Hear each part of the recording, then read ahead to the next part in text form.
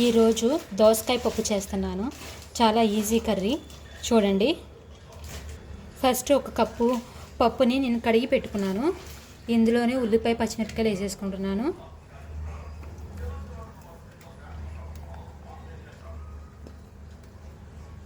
తర్వాత ఒక చిన్న సైజు దోసకాయని కూడా కోసేసేసుకుంటున్నా. ఇందులో కొంచెం చింతపండు కూడా వేసుకుంటున్నాను. దోసకాయ అంత పుల్లగా లేదు, అందుకే చింతపండు కూడా యూజ్ చేస్తున్నా. కొంచెం పసుపు, కారం ఒక స్పూను.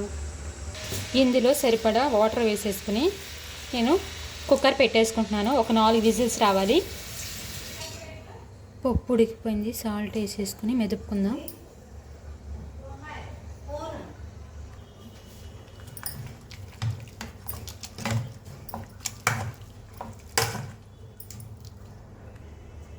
మెదిపేసుకుందాం.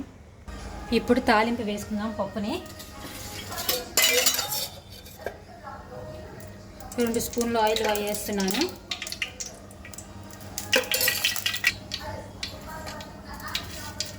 ఆవాలు, జీలకర్ర, పచ్చిశనగపప్పు, మినప్పప్పు,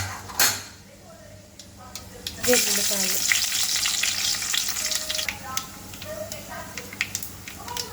ఎండుమిర్చి,